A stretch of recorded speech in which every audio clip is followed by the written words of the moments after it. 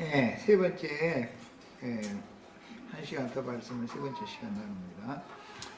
이제 오전으로 2시간 동안에 광야 동편의 그 두 지파 반에게 약속으로 주신 기업과 이제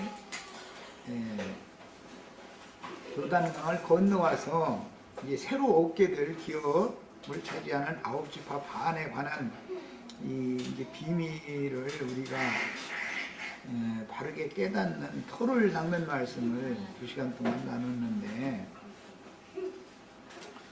애굽에서 시험과 이적과 기사를 목도하여 본 세대가 광야 40년 동안에 다 준 게 아니다라는 거 이제 우선 말씀을 드렸고, 광야에서 죽은 세대라는 것은 호렙산 즉 시내산에서 맺은 언약에 불순종한 사람들이, 불순종한 세대들이 다 죽었지 애굽에서 나온 세대들이 죽었다는 게 아니다.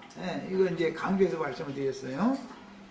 자, 결국은 새 언약을 맺은 이 현 살아있는 세대들이라 할지라도 이 새 언약 말씀에 불순종하면 첫 언약 말씀에 불순종한 자들이 죽은 것처럼 가나안 서편에 들어가도 죽을 수가 있다라는 걸 지금 경고로 말하고자 한다라는 말이에요.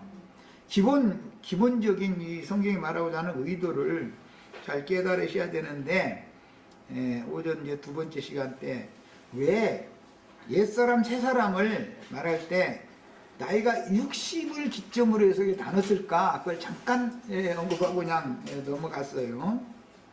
애굽에서 20세 이상 되어진 군대로, 이스라엘 하나님의 군대로 편성될 사람들이 20세 이상 장정들이 60만이 나갔다는 거거든요. 야, 그럼 60만이 다 죽었다는 게 아니다 말이야. 응? 광야에서 60만이 다 죽은 게 아니라 시내산 언약에 불순종하고 대적한 자들이 다 죽었단 말이야. 불순종한 세대들이 죽은 걸 말하는 거예요. 자, 그러면 최하가 이제 60세일 건데 20세 때 나왔으면 60세겠죠. 40세 때 나왔으면은 80세가 되겠죠. 예를 들자면 이제 그런 뜻이에요. 그러면 60세 이상 된 세대들은 어디에 있어야 되냐? 가나안 동편의 두 지파 반에게 약속을 실제 받은 세대는 군대로 편성될 사람들을 약속으로 받은 거예요. 60세 이상 된 사람들은 현재적으로 기업을 받았단 말이야. 약속으로 받은 사람과 현재적으로 기업을 받은 사람 얘기를 지금 잘 이해를 해가면서 들으세요. 60세 이상 애굽의 일을 목도하여 본 사람들, 60세 이상 된 사람들은 땅의 기업, 동편 땅의 기업을 받았어요. 현재적으로. 그들은 서편으로 가지 않으니까. 서편으로 가려면 20세 이상 60세 미만이야 되니까 광야에서 출생한 세대거나 아니면 출애굽을 했을 때 19세 미만이야 된단 말이야. 이해하셨죠? 뭔 얘기인지? 가나안 땅에 들어가는 세대는 군대가 가는 것이지 부녀자나 유아나 노인들은 가지 않는 거예요. 전쟁을 노인들 데리고 다니면서 전쟁 수행을 하려면 전쟁 수행이 쉬워요? 더 어려워요? 지게 돼 있죠? 할아버지 할머니들 잔뜩 데리고 다니면 전쟁이 쉬워요? 전쟁이 어려워요?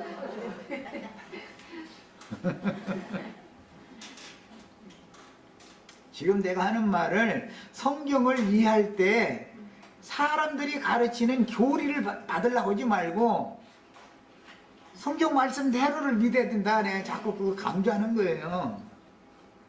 자, 모든 신약 백성들이라 할지라도 신앙의 뿌리는 요단 동편에 현재적으로 기업을 받았던 사람들이 신앙의 뿌리지, 신약 백성들이 신앙의 뿌리가 아니에요. 신약 백성들은 그 뿌리가 부활되어져 나온 나무의 가지들이죠. 뿌리 가지 얘기를 내가 연결하는 의도를 잘 이해를 하시면서 들으셔야 돼요. 아브라함이 신앙의 근원이죠. 시죠. 믿음의 조상이니까. 오전 시간에 내가 이제 얼핏 이렇게 지나는 말로 생명을 뿌려 거룩히 하소서 그 찬송시 얘기를 내가 잠깐 했는데, 생명을 뿌리는 그리스도도 생명을 뿌려야, 주기적이고 정기적으로 생명을 뿌려야 심령과 마음의 안정과 평화가 와요. 씨 뿌림을 받으면, 씨 뿌림을 받는 여자도 정기적으로 씨 뿌림을 받아야 스트레스가 해소가 되고, 이제 현대의학적으로 말하면 스트레스가 해소되는 거예요. 되고 심령의 평화와 안정이 와요. 그게 없으면 여자가 앙칼사나워지죠. 남성화된단 말이에요, 자꾸. 이런 것은 육신의 세상에서의 이치만 봐도 하나님 그리스도와 교회에 관한 영적인 이치를 알 수 있다 이거예요. 생명의 씨 뿌림을 받으면 그 씨가 살아서 움직이기 때문에 그것은 무슨 역할을 하냐면 여성의 정신세계를 안정을 주는 역할을 하는 거예요. 생명의 씨가 뿌려지면 살아서 움직이거든요. 그럼 그 특히 하는 일이 뭐냐면 안정을 줘요. 정신세계가 안정감이 오는 거예요. 그래야 가정이 평화롭게 유지가 되는 것이지, 스트레스가 계속 쌓이면 법원에 가야 돼요. 이런 세상사의 이치도 생명의 씨는 진리의 말씀 속에 있는 것인데, 영적으로 믿는 성도들은 진리의 말씀을 믿어야, 이제 믿는 건 씨 뿌림 받는 거예요. 믿어야 그 영혼의 평화와 안식이 온단 말이에요. 밖에 나타나는 인간사는 영적 세계를 보여주는 표적인 거예요. 야, 이제 늙은 세대는 씨 뿌림이 없죠. 씨 뿌림 받을 수도 없겠죠, 당연히. 그때가 지났으니까 이제. 그러면 그런 세대 보고는 마른 나무다 그래요. 마른 나무. 아론의 지팡이, 12지파의 지팡이가 다 토막나무죠. 마른 나무예요. 마른 나무는 죽은 나무단 말이에요. 죽은 나무. 씨를 뿌릴 수 없거나 씨 뿌림을 받을 수 없는 상태가 되면 죽은 걸로 보는 거예요. 영적 세계가 똑같단 말이야. 그러면 그건 마른 나무예요. 그러나 하나님의 생명은 죽음이 없는 것이기 때문에 겉으로 볼 때는 마른 나무가 되어져 있고 나무 토막으로 보이지만 뿌리 자체는 여전히 살아있어서 내년 봄이 되면 새싹을 낸다고요. 그래서 진리의 말씀 세계의 사람들을 부활이요 생명이신 그리스도의 세계 사람들이다 그렇게 말하는 거예요. 부활이요 생명이신 그리스도를 근원적으로 원천적으로 믿음으로 얻은 사람이 아브라함이란 말이에요. 한 세대가 갈기움이 되고 한 세대가 오는 시대의 세대의 전환기점이 되면 새 세대가 온 다음에 가야 맞죠. 그래야 이어지는 거 아니겠어요? 새 세대가 오기 전에 전 세대가 다 가버리면 성경이 이어질 수 있어요? 없어요? 그냥 그걸로 끝나는 거죠. 세상에서는 이렇게 하다가는 남자가 자꾸 활동력도 없어지고 여자가 이제 자꾸 득세하고 이제 이렇게 세상이 되니까 그럼 이제 여자만 살아남을 거다. 그런데 여자만 살아남으면 하나님의 역사가 생명의 대가 이어져요, 안 이어져요? 지구 종말이 오는 거지. 그렇게 되면 여자가 다 살아있는데 왜 종말이 오냐고. 여자만 살아있으면 그 사람들 죽으면 끝이잖아. 남자도 살아있어야 이어지든지 말든지 하지. 그러니까 이제 이런 기본적인 이치를, 성경이 말하는 이치를 기본적으로 깨달을 필요가 있는 것은, 마른 나무라 할지라도, 즉 60 이상이 된 세대들이라 할지라도 그 세대가 본진을 지키고 있지 않으면 전쟁 수행이 돼야 안 돼요? 북한 괴뢰 정권을 가진 자들이 뭔가 오판을 해가지고 남침을 예를 들어서 했어. 그러면 할아버지 할머니들만 후방에 남고 유아들만 남고 부녀자들만 남고 이제 젊은 청년들이 가서 전쟁해야 되는데, 후방에 국민들이 남아있지 않으면 전쟁 수행이 돼야 안 돼요? 그 전쟁 하나만 하죠. 전쟁은 뭘 하고 하는 거예요? 후방에 있는 부모, 형제, 내 자식들, 내 아내 안전하게 지키기 위해서 내가 한 생명 버리겠다, 그래서 전쟁하는 거죠. 자, 세상사를 이치를 예를 들어야 이제 앞으로 가나안 땅에 들어간 그 세대들이 전쟁 수행과 연결을 할 수 있을 것 같아 내가 얘기하는 거예요. 뿌리가 나무를 보존하는 거예요. 나무 가지가 뿌리를 보존하는 거예요. 모든 이치는 다 이런 거예요. 모든 이치는 가나안 땅, 동편 땅에 먼저 기업을 확보해 놓지 못했으면 가나안 땅 서편 전쟁이라는 것은 있을 수가 없는 거예요. 있을 수가 없어요. 어린아이, 부녀자, 할아버지, 할머니들을 데리고 다니면서 전쟁을 하는 게 아니기 때문에 이들이 있을 처소가 필요하죠. 이들은 어디에 있는 거예요, 그럼?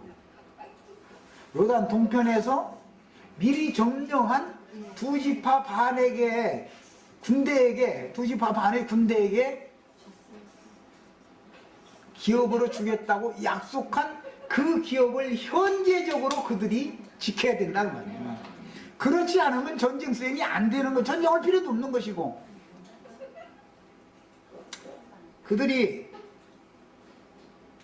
최전방 부대, 일선 부대를 형성해서 나가야 되는 거예요. 일진이 돼야 되는 거예요. 그들이 최전선에는 두 지파 반에 속한 군대가 최전방에 나가는 것이죠.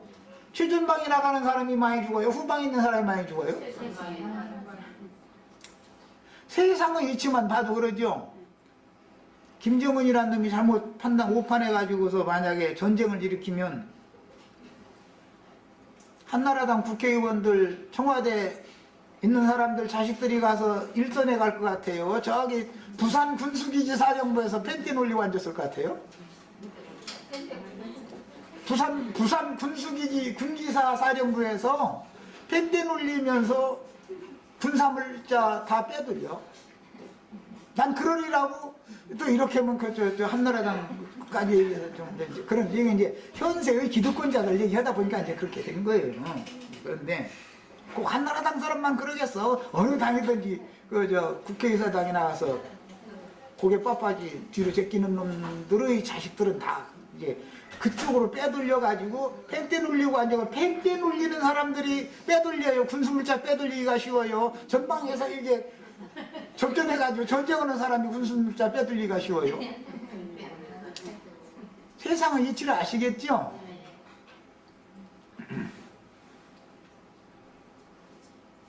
전쟁 수행이라는 것은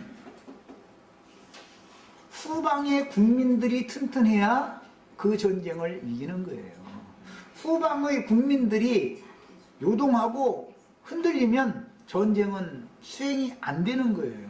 전쟁 수행이 안 되는 거예요. 그래서 총칼로 대포로 전쟁하는 것보다 전쟁이 일어나면 반드시 사상전을 먼저 하는 거예요. 사상전에서 이기지 못하면, 정신 싸움에서 이기지 못하면 지게 돼 있어요. 지는 거예요. 그 전쟁은 무조건. 전쟁을 할 때 사상전에 제일 위험한 게 뭐냐? 연약한 부녀자들을 겁탈했다. 연약한 여자를 어떻게 함부로 한 것이 만약에 사진의 기자들한테 종군 기자들이 따라다니기 때문에 딱 사진에 찍혀가지고 그게 전 세계에 발표되면 그 나라 전쟁에서 이길 것 같아요? 무기만 좋으면 이겨요? 군대 숫자만 많으면 이겨요? 100% 지게 돼 있어요. 그래서 전쟁이 벌어지면 군장 검열을 할 때 그 부대장이 명령은 꼭 그거예요. 민가에 들어가서 침입해서 먹을 거라든지 분여자라든지 절대 약탈하거나 겁탈하면 그 자리에서 총살한다 이거란 말이에요. 그렇게 풀어진 군대를 경영을 하면 전쟁이 지게 돼 있어요. 정신세계가 해이하다는 것도 드러나는 것일 뿐 아니라 하나님의 살아계심이 있기 때문에 전쟁 수행하는 군인들이 연약한 분여자들을 겁탈한다든지 이런 것이 만약에 벌어지면 그건 하나님이 용서를 안 해요. 반드시 지게 돼 있어요. 이것은 하나님이 살아계심을 사람은 다 두려워해야 돼요. 인간사에서 아무것도 아닌 이런 세상 나라의 전쟁 수행에서도 공의는 살아있단 말이에요. 사람들이 다 그 나라는 도저히 안 되겠다 싶으면은 전 세계가 다 그렇게 판단하면 그 전쟁에서 무기가 좋아도 군대 숫자가 많아도 아무것도 아닌 어떤 병사가 일탈행위를 해서 어떤 연약한 분여자를 겁탈을 했다. 그것이 신문에 났다. 전 세계에 그게 방송이 됐다. 예를 들어서 그러면 그 나라는 전쟁에 패전해서 지게 돼 있어요. 네, 이상하게 무슨 뭐 전쟁 얘기하고 뭐 세상 나라 얘기를 이제 자꾸 여러 가지를 많이 했는데 이것은 앞으로 곧 가나안 서편을 정복하는 전쟁을 앞두고 있는 사람들과 또는 가나안 동편 땅을 본진을 수호하고 지켜야 되는 후방 하나님의 백성들 전체를 모아놓고 지금 새 언약을 맺는 것을 말씀하고 있기 때문에 이해를 시키려고 이 얘기를 한 거예요. 아무리 어떤 나무가 겉으로 볼 때 가지가 번성한 것 같아도 뿌리에서 병균이 침투돼서 뿌리에서 죽기 시작하면 그 가지가 살아남아요, 죽어요? 뿌리가 죽으면 나무 전체가 죽게 돼 있는 거예요. 뿌리가 죽으면. 가지는 죽어도 새 가지를 내면 돼요. 뿌리만 건강하면. 이런 이치를 아셔야 돼. 그래서 요단 동편의 기업이라는 것이 얼마나 중요한가를 오늘 시간은 생각을 꼭 해보시기를 바라요. 값없는 은혜로 구원을 받은 이방인들이 이스라엘 12지파의 그 신앙의 뿌리를 무시하면은 그들 형벌 받은 사람들보다도 더 엄한 형벌이 임할 것을 꼭꼭 믿고 계셔야 돼요. 하나님은 어떤 믿는 성도들의 일탈 행위를 절대로 이걸 용납하지 않는다는 걸 아셔야 돼요. 정신세계가 풀어지면 영적 전투를 수행을 할 수가 없는 거예요. 후방이 무너지면 전방에서 아무리 목숨 거쳐 싸워도 후방이 점령당하면 소용없는 거예요. 사상전에서 후방에서 졌어. 전선에서 이겨도 소용이 없는 거예요. 목숨을 걸고 싸울 필요가 없는 거예요. 이미 후방이 점령당해 버렸는데 전방에서 애써서 싸우면 뭐래요? 내 나라를 잃어버렸는데 이제 근거지를 잃어버렸는데 이런 것을 잘 깨달으셔서 하나님이 매사를 다 질서 있게 매사를 행하시고 하나님이 각 지체들에게 정해준 위치와 신분의 자리가 있다는 것을 꼭 깨달으셔야 돼요. 하나님은 질서의 하나님이에요. 전쟁을 하는데도 질서 있게 하는 거예요. 매사가 마찬가지죠. 개인의 인생사도 풀어진 생활을 하면 거기에 대한 형벌이 당연히 오게 돼 있어요. 하나님이 살아계시며 이것이 내가 무언 생각을 하고 무언 말을 하고 무언 행동을 했으면 거기에 대한 책임 추궁이 반드시 뒤따르는 거예요. 반드시 뒤따르게 돼 있어요. 이것이 하나님이 어떤 분인지를 계시로 깨달은 사람이나 이 말이 들려 인제사 그리고 영의 세계가 보여 하나님이 살아계시다라는 말은 이런 뜻이구나. 이것이 이제 보이는 거예요. 이게 안 보이는 사람은 백날 데려다 놓고 수만 명 불러다 놓고서 멋있는 설교해가지고 사람 불러 모으면 뭐예요? 그게 다 소용없는 짓이지. 이미 그 사람의 정신세계에서 마귀에게 귀신들에게 점령당하고 져 있는데 앞에서 전도한다고 떠들으면 무슨 소용이 있냐 이거예요. 전도 허문거래. 전도해서 사람 데려오면 뭐하냐 이거예요. 다 소용없는 거예요. 내가가 아니라 신명기 29장이 말하고자 하는 의도를 지금 설명하느라고 얘기를 먼저 한 거예요. 하나님은 어떤 일을 행하셔도 질서정연하게 어떤 일을 하시고 그분의 계획에는 착오가 없다. 가나안 땅인데 왜 요단강을 기점으로 해서 동편과 서편을 나누고 동편은 모세가 살아생전에 미리 정복을 하게 만들었을까 말이에요. 거기는 60세 이상 된 애굽의 일을 본 사람들이 본진을 지키는 거예요. 거기에는 부녀자들과 어린아이들이 거기에 있는 거예요. 근거지가 있어야 돼. 가정이 없으면 내가 나가서 죽어라고 일을 할 필요가 해서 뭐해. 내가 지금 무슨 짓을 하고 있는 거야. 내가 이렇게 고생만 직사하게 하다가 그럼 내 인생 마치면 뭐야? 이런 허무감이 안 오겠어요? 그러면 그 인생 자체가 무너지는 거잖아요. 정신세계가. 그런데 무슨 소망으로 나가서 수고하고 일을 할 거예요? 그러다 보면 정신이 풀어지니까는 이제는 엉뚱한 쪽으로 나갈 거 아니에요. 그렇게 된 거 인생 그걸로 이제 그냥 멸망길로 가게 마련이지 뭐.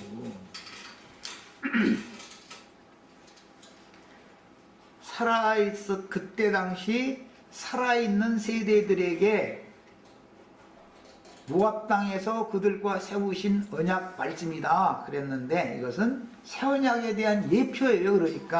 그런데 현재적으로 육신적으로 보다면 애굽의 일을 다 보고 목도한 사람들도 여기에 다 포함이 돼 있는데 60세 이상 사람들이 포함되어 있는 거예요. 지금 젊은이들은 전선에 나갈 수 있는 젊은이들은 이제 요단강 서편으로 전쟁을 하러 갈 거예요. 그런데 최전선 일선에서 접전을 최초로 시작을 해야 되는 사람들이 이 두 지파 반에서 뽑아낸 군대단 말이야.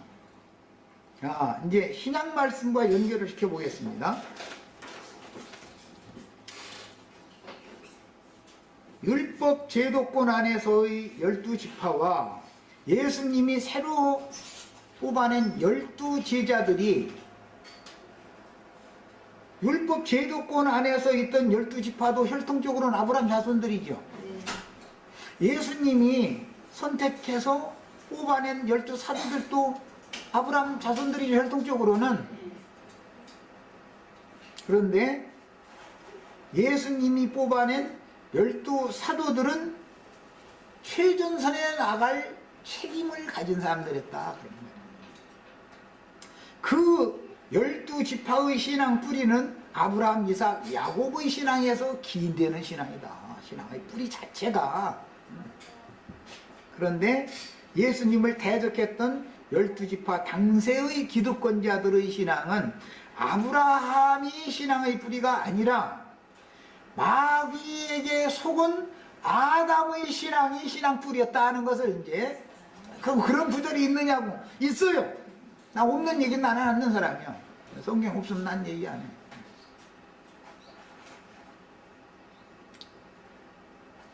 그들이 다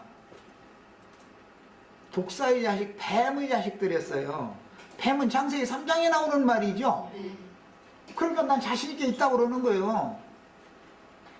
뱀에게 속은 아담과 하와가 신앙의 뿌리다 이거예요. 저주받은 자의 뿌리가 그 뿌리죠. 아브라함은 저주가 변하여 복이 되게 한 신앙의 뿌리예요. 그러니까 뿌리가 두 뿌리가 있으니까 나무도 두 나무가 있을 것이고 가지들도 두 가지가 있을 것이고 가지들에서 맺는 열매들도 두 가지의 열매가 나오겠지요. 당연히. 그렇잖아요?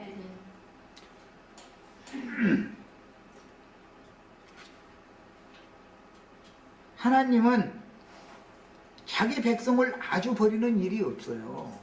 절대로 아주 버리시질 않아요.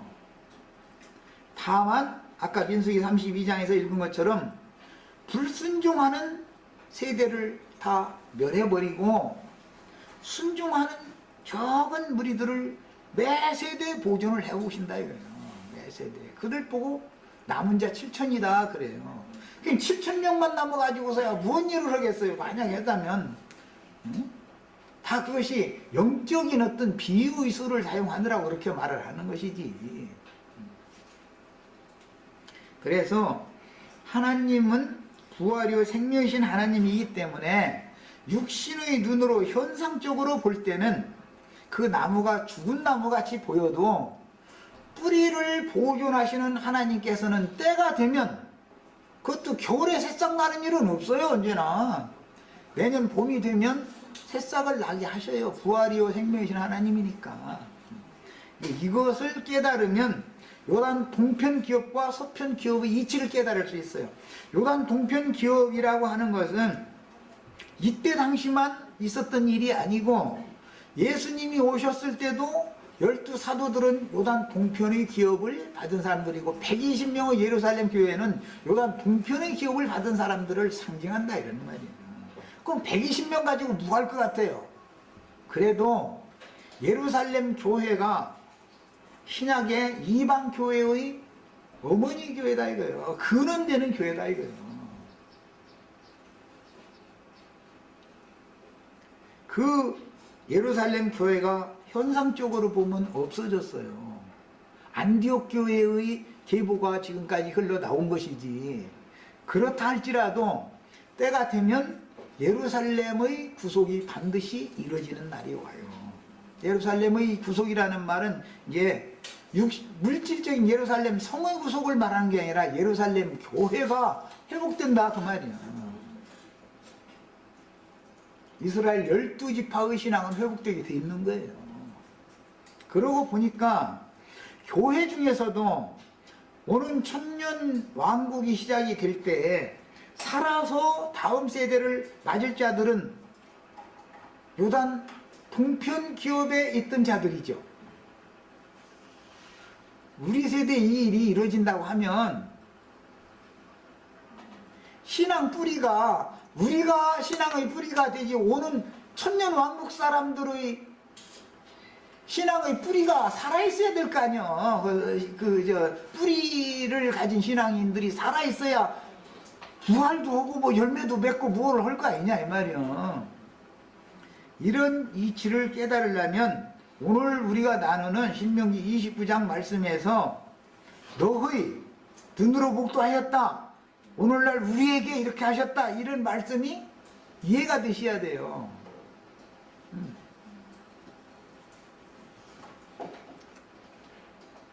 첫 언약의 외에 세우신 호렙에서 이스라엘 자손과 세우신 언약 외에 여호와께서 모압 땅에서 그들과 세우신 언약 말씀이 이렇다. 이렇게 돼 있죠. 그 언약이 두 가지를 지금 말하고 있죠.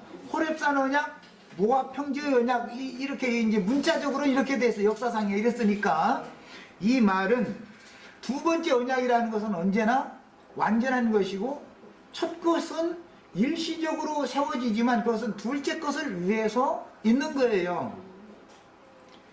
아담 세계가 없으면 아브람 세계가 있어요 없어요? 뭐든지 근원이 있어야 되는 거예요. 무엇이든지. 하나님의 계시는 언제나 이처럼 점진적인 것이지. 지난 시간에 그 얘기했죠. 처녀가 잉태에 아들 낳는다 그러면 그것은 독생자 예수님을 보고 구약성경이 예언한 말이지만 그것을 실현하는 것은 해를 입은 여자가 이기는 자를 낳는 얘기를 해야 완성이 된단 말이야. 계시라는 건 언제나 이렇게 점진적인 것이다. 자, 그러니까 이제 본문 신명기 29장 말씀은 첫 언약을 없앤다는 뜻이 아니고 첫 언약을 바탕으로 하여 모든 신앙에 뿌리가 필요하다. 이제 이번에 강조를 한 거고 바탕으로 하여 덧붙여서 새 언약을 맺는다는 뜻이므로 이후의 언약 내용이 첫 언약을 아예 없애고 전혀 새로운 언약을 맺는다는 뜻이 아니라 육신에 상관된 계명의 율법인 모세의 율법을 폐한다는 말이 아니고 영에 상관된 세 계명의 율법인 완전한 법, 그리스도의 율법, 생명의 성령의 법, 믿음의 법을 세운다 그 말이에요. 영적인 법으로 세우는 거예요. 육신적인 법을 영적인 법으로 세우는, 이것은 완전케 한다라고 그렇게 말하는 거예요. 호렙산 언약을 폐하는 게 아니에요. 그 근거를 가지고 그것은 육신에 속한 계명의 율법으로 맺은 언약이기 때문에 사람들이 그 율법 내용에 대해서는 깨닫지도 듣지도 보지도 못했다 이거예요. 그러나 이것을 하나님의 신이 임하면 영감을 통해서 계시를 받으면 그 내용을 아주 영으로 알죠. 이제 영으로 이렇게 해야 완전케 된다 그 말이랍니다. 영적인 언약이야 완전한 언약이다 그 말이에요. 언제나 첫 것은 둘째 것을 위해서 있는 거예요. 우리 부모가 있는 것은 자손을 위해 있는 것이지요. 그거 마찬가지예요. 전 세대가 없으면 후세대가 없는 거예요. 그 후세대가 전 세대를 함부로 하면 안 된단 말이에요. 그래서 그런 개념에서 로마서 11장에 보면 우리는 믿음으로 구원받고 저희는 믿지 아니함으로 가지에서 다 끊어졌는데, 그렇다고 해서 끊어진 가지라고 깔보지 말아라. 그들을 멸시하지 말아라. 나무의 가지가 나무를 보존하는 게 아니라 뿌리가 나무를 사실은 보존하는 거다 그랬어요. 이 말의 원리를 아셔야 돼. 이치를. 야, 그러니까 생명의 성령의 법, 믿음의 법, 그리스도 율법으로 적용을 하도록 속에 감추어진, 호렙산 율법 속에 감추어진 뜻에 따라서 뜻에 따라 갱신하는 거예요. 문자대로 하는 게 아니고 이제 속에 감추어진 뜻에 따라서 영으로 언약을 다시 체결하는 거예요. 애굽의 사건을 보았고 호렙산 언약을 맺었던 세대는 9세대죠. 60세 이상 된 사람들이니까 9세대는 광야에서 애굽에서의 일을 보고 출애굽을 했기 때문에 죽은 게 아니고 광야에서 호렙산에서 맺은 언약을 불순종한 자들이 죽은 거예요. 오늘 나누는 말씀을 잘 이해하셔야 성경 전권에 대한 틀을 잘 잡으라고 내가 이걸 강조하는 거예요. 애굽에서는 일을 보고 나왔기 때문에 죽은 게 아니고, 그래서 죽은 게 아니고 호렙산 언약을 불순종한 자들이 죽은 거예요. 불순종해서 죽은 거예요. 말씀을 불순종해서. 야, 그래서 지난 40년 동안 호렙산 언약을 불순종한 세대들은 다 광야에서 엎드러져 죽었는데, 이 지금 내가 표현하는 말, 성경의 표현대로 난 지금 표현을 하고 있기 때문에 이 말을 잘 이해를 하셔야 돼요. 애굽의 일을 보았기 때문에 죽은 게 아니고 호렙산 언약에 불순종해서 죽은 거예요. 그 호렙산 언약에 불순종하지 않은 사람 지금까지 다 살아있어요. 60세 이상 돼 있어요. 지금 이해하셨죠? 그런데 60세 이상 된 세대 중에 2사람만 신세대와 같이 들어갔죠. 60이 넘었는데 여호수아와 갈렙이에요. 그 사람들은 그야말로 흔히 기독교계가 말하는 죽음을 보지 않고 휴거된 사람들이에요. 참 좋은 얘기예요. 죽음을 보지 않고 휴거됐어요. 육신대로 하자면 휴거됐으면 영생해야 되는데 지금 4000살 먹은 갈렙이나 4000살 먹은 여호수아는 없잖아요. 없죠. 애굽의 사건을 보았고 호렙산 언약을 맺었던 9세대가 불순종함으로 말미암아 지난 40년 동안 광야에서 다 죽었어요. 불순종한 세대가 다 죽은 거예요. 이것은 이스라엘의 현 세대라는 말과 애굽에서 나온 세대라는 말은 다르죠. 또 광야에서 새로 출생한 신세대라는 말은 다른 거예요. 현재 살아있는 세대를 지금 말하는 거예요. 이들과 지금 새 언약을 체결하고 있는 거예요. 현세대와 뿐만 아니라 이들의 후대에게 이 언약이 이제 동일하게 유효하다라는 말씀이 이 신명기 29장에 나와요. 14절 오늘 거기는 안 읽었는데 그 한 절 읽겠습니다. 내가 오늘 이 언약과 맹세를 너희에게만 세우는 것이 아니라 오늘 우리 하나님 여호와 앞에서 우리와 함께 여기 서 있는 자와 이 애굽에서 나온 자라고 해서 다 안 서 있는 게 아니에요. 여기 현재 서 있는 자들은 다 포함된 거예요. 지금 여기 서 있는 자와 오늘 우리와 함께 여기 있지 아니한 자에게까지니 그랬어요. 자, 이 말씀을 예수님이 요한복음 10장에서 인용을 했어요. 이 우리에 들어있는 양만이 아니라 이 우리에 들지 아니한 양에게도 예수님의 언약 말씀 유효하죠. 그러니까 이 우리에 들어있는 그때 당시 이 우리에 들어있다는 건 혈통적인 아브라함 자손들이죠. 그때 당시 이 우리에 들어있지 않다라는 것은 오늘날 우리들 포함하는 얘기죠. 이방인들 포함하는 얘기예요. 야, 그러니까 성경 이야기라는 것을 오늘 오전 2시간 동안에 기독교계의 조직신학이 가르치는 것이 하나님 말씀을 어떻게 변질시키는지를 내가 강조해서 말씀을 드리는 거예요. 하나님이 말씀에 가라고 돼 있거든 그냥 가라고 믿으란 말이야. 어? 사람의 생각을 앞세워서 하나님의 말씀을 이렇게 부인하지 말라 이 말이야. 언약을 불순종한다는 게 그럼 무슨 말이냐? 이해하셨어요? 네. 언약을 불순종하면 그 세대 다 죽는 거예요. 불순종하는 세대는. 언약이라는 게 하나님 말씀이죠.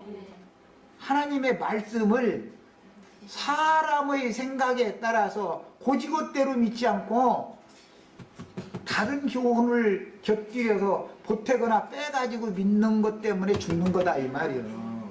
달리 죽는 게 아니고 언약 말씀을 불순종했다는 것이 무슨 뜻이냐 이 말이에요. 생명의 성령의 법인 그 영과 신부의 말씀을 믿지 않고 기독교계의 조직신학을 믿었다 그 말이잖아요. 그럼 죽게 돼 있단 말이야. 수가 아무리 많아도 다 죽는 거야. 그거는 숫자가 많으냐 적으냐가 문제가 아니야. 남은 자가 그렇게 많지가 않아요. 중요한 건 언약 말씀을 말씀대로 믿는 거예요. 말씀을 변개시키지 말고. 사람의 생각과 하나님의 생각이 다를 수가 얼마든지 있는 거예요. 조금은 일치되는 부분도 있겠죠. 아예 불신자들도 하나님의 뜻을 다 거슬리는 건 아니잖아요. 그래서 그때 당시의 새 언약을 체결을 하는 현 세대와 후대에게 거울이 된 것이다. 광야에서 죽은 자들은 거울이죠. 뭐에 대한 거울이에요? 언약을 불순종하는 자들은 죽는다. 하나님의 백성들이라도 그에 대한 거울이죠. 이것은 하나의 경계거리다 이 말이요. 경계거리. 구약 시대만 그런 게 아니라 신약 시대도 새 언약 백성도 마찬가지다. 마찬가지라는 말은 언약을 불순종한다는 말은 하나님의 말씀을 사람의 교훈으로 거슬리는 것을 말한다 이 말이에요. 너무 지혜롭고 너무 지식이 많으면 망하게 돼 있어. 아무리 지혜가 있고 지식이 많은 것 같아도 하나님의 지혜와 지식은 못 당하는 거예요. 인간이 무슨 너무 신의 지혜와 지식을 무슨 재주로 당할 거예요. 그래서 모압 평지에서 현 세대와 다시 맺는 새 언약을 불순종한다면 육신의 몸만이 아니라 이제는 이것은 영에 상관된 법으로 완전하게 체결을 다시 하는 얘기니까 이제는 육신의 몸이 죽는 것은 아무것도 아니죠. 광야들 죽은 건 육신의 몸이 죽은 거죠. 그거는 그러나 가나안 땅에 들어가서 죽는 건 이제는 영원히 죽는 문제를 다룬다 이 말이요. 이제 육신이 안 죽는 육체가 어디가 있어? 로마교 신앙생활하는 사람 육신이 안 죽어요? 예수님 세대 사람들 육신이 안 죽어요? 다 죽어요. 다 죽어. 더 두려워해야 될 것은 새 언약 말씀을 불순종함으로 죽는 죽음은 이것은 회복할 수 없는 죽음이다. 회복할 수 없는 죽음이에요. 광야에서 엎드러져 죽은 백성들은 그 백성들을 회복할 때 일어날 수가 있어요. 다만 왕 노릇을 묻어고 백성 한 번 백성은 영원히 백성이니까 출애굽을 일단 했는데 하나님의 선민이죠. 아주 버리는 일은 절대로 없으니까 광야에서 엎드러져 죽은 자들이 그럼 도로 살아나느냐고. 예, 그것이 표상이다고요.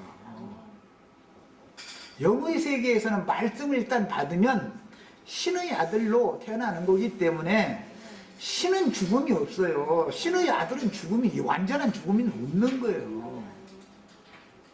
그러나 둘째 사망의 심판을 받으면 완전한 죽음이기 때문에 가나안 땅에 들어가서 죽는 자들은 광야에서 죽은 자들보다 더 위험하다 그 말이요. 더 위험한 거예요. 영적 죽음은 완전한 죽음이죠. 몸이 죽는 것은 완전한 죽음이 아니에요. 영혼도 죽을 수 있다는 것을 예표적으로 경고적으로 보여주는 것이지 거울일 뿐이야. 다만 그것은 광야에서 죽은 것은 후대의 우리들을 위한 거울인 것이지 그것이 영혼이 완전히 죽었다는 뜻이 아니단 말이에요. 표상이지 모형이고. 그 다음에 모세가 온 이스라엘을 소집을 했다 할 때 여기 온 이스라엘은 애굽의 일을 보았던 60세 이상 된 세대도 포함이 되어 있는 거예요. 여기에 그들에게 이르되 여호와께서 애굽 땅에서 너희 목전에 바로와 그의 모든 신하와 그의 온 땅에 행하신 모든 일을 너희가 보았거니와 본 세대가 분명히 지금 현재 여기 있잖아요.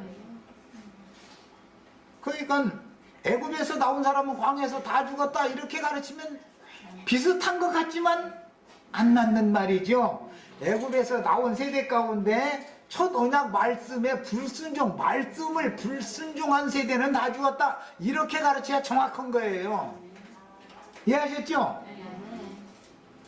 곧 그 큰 시험과 이적과 기사를 내 눈으로 보았느니라.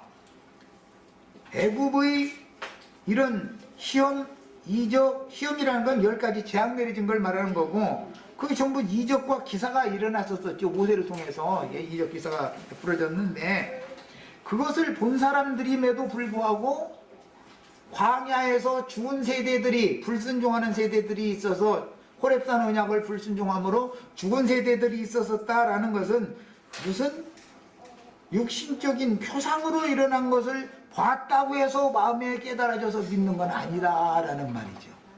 그럴 수도 있는 거죠. 그 다음에 모압 형제의 일은 지금 온 이스라엘은 출애굽 당시에는 20세 미만이었거나 혹은 출애굽 후로는 광야 노중에서 태어난 신세대들이 합쳐져 있는데 이제는 그들이 20세 이상의 성인이 되어 싸움에 나갈 만한 청년 이상으로 다 자라서 20에서 59세까지는 가나안 땅의 서안으로 들어갈 수가 있고 60세 이상은 어딘가가 있을 때가 있어야죠. 그 자리에 다 죽일 수는 없잖아. 나이 먹었다고 죽일 수도 없는 일이고.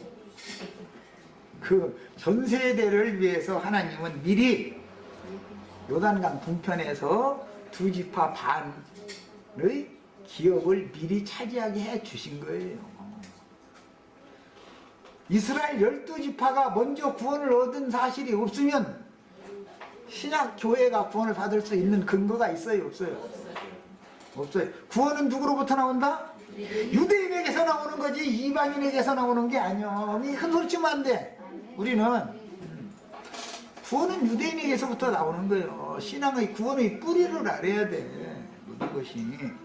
야, 그 뿌리는 성경에 의하면 죽는다는 거야, 안 죽는다는 거야? 뿌리는 죽지 않는다는 거예요. 그러니까 때가 되면 회복이 되게 돼 있어. 그래서 부활이요 생명이신 하나님이라고 그러는 거예요. 자, 이 당시 20세 이상의 장정은 과거 출애굽할 당시와 이제 비슷한 수요인 대략 이제 민수기 2차 개수에도 보면 대략 한 60만 가량 되지요. 12지파 그 군대 개수를 다 해보면. 하필이면 왜 60세로 기준을 삼아서 이렇게 저렇게 양쪽을 나누고, 아니 70만이면 숫자가 더 많으면 더 좋잖아. 하나님이 가나안 족속과 전쟁을 하는데 아니 70만 되게 할 수 없어요? 있어요? 하려고 맘만 먹으면? 그런데 12지파를 합치니까 출애굽을 했을 때도 60만, 가나안 땅에 들어갈 때도 60만. 그러면 아니 왜 꼭 60이라는 수를 거기다 넣어야 되냐 이 말이요. 육체는 다 죽는다 산다? 이래도 죽고, 6이라는 숫자라는 건 어차피 죽을 것들이요. 것들이라 엄청 그런데 어차피 죽게 돼 있어. 어차피 성경이 말하고자 하는 의도를 알아야 돼. 성경 읽을 때는. 그 다음에 120세에 이른 모구. 모세는 한 면에서는 60을 2번 살았고 40을 3번 사는 사람이죠. 이것도 아니 기왕 오래 살게 하려면 한 1200년 살게 하시면 안 돼요? 왜 꼭 120년만 살게 만들어? 60을 2세대를 사는 거예요. 이스라엘은 언제나 남자를 낳으면 33일에다가 7일을 부정기간을 둬서 40일을 부정하게 해요. 그러나 딸을 낳았어. 그러면 더 80일을 부정해요. 그럼 40일 2번 하는 거죠. 40년 연단 시험을 2번 거치게 하는 거예요. 모세는 인생의 날수 60도 살고 하나님의 사람으로 인생의 날수를 사는 것도 또 경험을 다 해봤단 말이에요. 두 번을 다 해보는 거예요. 겹치는, 성경이 언제나 세원야긴이 둘째 것을 세우느니, 이게 겹치는 얘기가 나오면은 말하고자 하는 어떤 의도가 있어요. 두 번째 모세는 예수님을 말하는 거다 이 말이에요. 두 번째 모세는. 그럼 그런 구절이 있느냐고 또 이제 이것도 이제 그럴 수가 있어요. 모세는 예수님에 대한 예표의 사람을 썼어요. 그러니까 60이라는 것을 언제나 성경에서는 전과 후 세대로 이렇게 나눌 때는 60을 기점으로 삼는다라는 것도 이해를 잘 하셔야 돼요. 이것은 어차피 흙에서 온 생명을 다룰 때는 6이라는 수로 늘 계시를 하는 거예요. 그럼 우리 형제 자매님들이 제 아무리 오래 살고 싶어도 80을 살았어도 하나님의 눈에 볼 때는 짐승 인간으로 산 수기 때문에 뭐 100세 수 하는 시대가 온다고 해도 100살을 살았어도 하나님 볼 때는 다 육체일 뿐이야. 육체는 망하게 돼 있다 말이에요. 완전한 건 영이라 완전하다 그 말을 하는 거예요. 그래서 현재는 120에 이른 노구로 살아있던 모세가 이들을 한 곳에 모으고 구두로 이스라엘 총회를 모았으면은 모세가 목소리가 아무리 크기로 그때 당시 지금처럼 스피커 장치도 없는데 그 많은 사람들에게 육성으로 다 저 멀리까지 들리도록 소리를 질렀겠어요? 이 율법 말씀을? 그렇게 안 했겠죠? 그래서 대언자들이 필요한 거예요. 우리 형제 자매님들, 나는 그러라라고 하는 사람들은 이 이치를 너무 몰라. 지금 사람들이 너무 무지해. 그 그리스도는 예수님 뿐이고, 예수님이 5,000명을 먹일 때든 4,000명을 먹일 때든 12지파에게 우선 12사도들에게 나눠주고 나서 그들을 통해서 나눠주게 하시지 예수님한테 와서 5,000명이 다 와서 이거 얻어먹은 것이 없어. 그렇게를 안 하셔. 이런 거 한 가지치만 깨달아도 이만희, 장길자, 박명호 너무 웃기는 얘기죠. 12지파의 모든 지파장들, 장로들을 불러놓고 조용조용히 얘기하는 거예요. 늙은 120이나 먹은 할아버지가, 극노인이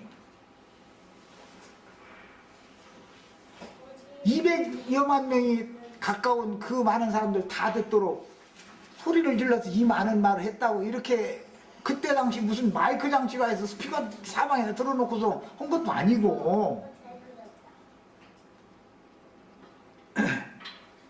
스피커 노릇을 하는 사람들이 필요했다 이거예요. 그래서 장로들에게 모세는 전하고, 장로들이 나가서 자기 지파 사람들에게 대언을 또 한 거예요. 그때 당시 상황을 잘 생각해 보란 말이에요. 이런 것은 하나의 예표다. 그러니까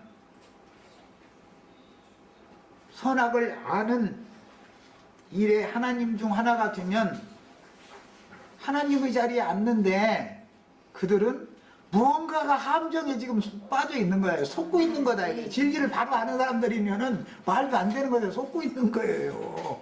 그럼 누가 그렇게 속에서 쏙닥 해주니까 지가 그러라고 착각하는 거 아니겠어요?